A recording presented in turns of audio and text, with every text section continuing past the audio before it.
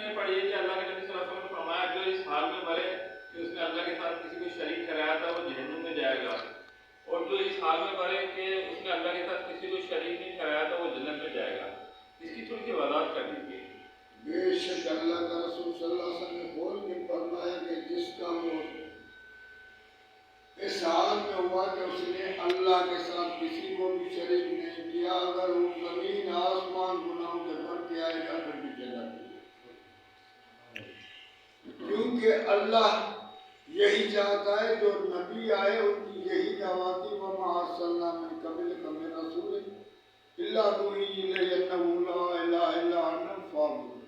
تم سے پہلے جتنے بھی رسول آئے سب کی یہی دعوت تھی کہ اللہ کے سوا کوئی طاقت والا نہیں ہے، اس کی عبادت کرو، اس کے ساتھ کسی کو بھی شریک مت کرو۔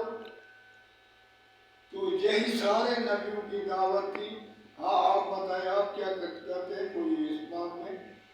میں ایک حدیث پیش کرتا ہوں، کوشش کرتا ہوں۔ فرمایا من قال لا الہ الا اللہ مخلصا نفسہ قد حرم علیہ النار، جس نے بھی کہا لا الہ الا اللہ مخلص نفس سے دل کی گہرائی کے ساتھ، اس پر اللہ نے جہنم کی آگ کو حرام کر دیا۔ ہر بندہ کہہ رہا ہے لا الہ الا اللہ، کوئی ایسا بندہ نہیں ہوگا کہ جو کہتا ہوگا کہ لا الہ الا اللہ نہیں۔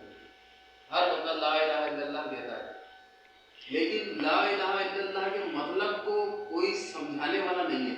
آج بدقسمتی ہماری ہے کہ لا الہ الا اللہ کو سمجھانے والا کوئی بھی نہیں ہے۔ لا الہ الا اللہ کے اصل معنی کیا ہے، اصل اس کا جو ایک مقصد ہے، اس مقصد کو ذرا کھولیں۔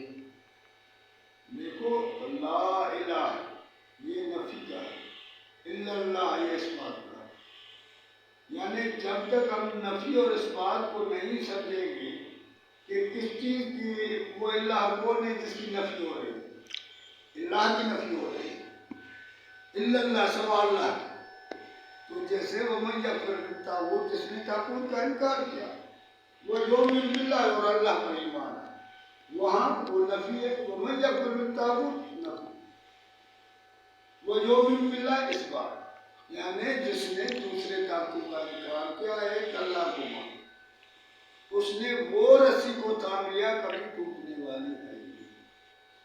یہی حقیقت ہے کہ ہمیں پوری کائنات کے الہ کا انکار کرنا ہے، اللہ کے قانون کو ماننا ہے، اللہ کے حاکمیت کو ماننا ہے، اللہ کے بادشاہت کو ماننا ہے، اور اللہ کے سوا جس جس کی بھی عبادت کی جاتی ہے اس کا انکار کیا۔ جب تک الہ کا انکار نہیں کیا جائے گا، جس جس کی عبادت دنیا میں کی گئی ہے اس کا انکار نہیں کریں گے تو اللہ اس مقصد تک کیسے پہنچے؟ میں کچھ کہوں، فرمایا ایک حدیث اور آ رہی ہے کہ کل امت یدخلون الجنت الا من ابا، میری پوری امت جنت میں جائے گی مگر جس نے کہا جنت نہیں چاہیے، جس نے انکار کیا۔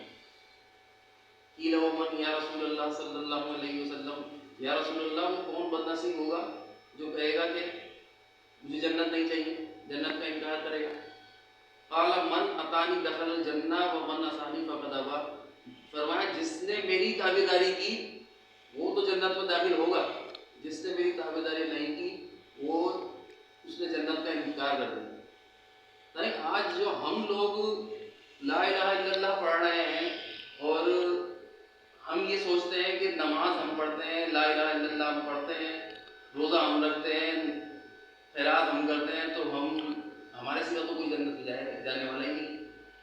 تو آیا کیا ہم لوگ اپنے اس گمان میں صحیح ہیں؟ پہلے تو ہم کلمے کو سمجھے نا، کوشیاں بھی کل امت یدخلون الجنت الا من ابا، جس نے انکار کیا، یعنی کون بندہ ہوگا جو انکار کرے گا کہ مجھے جنت نہیں چاہیے؟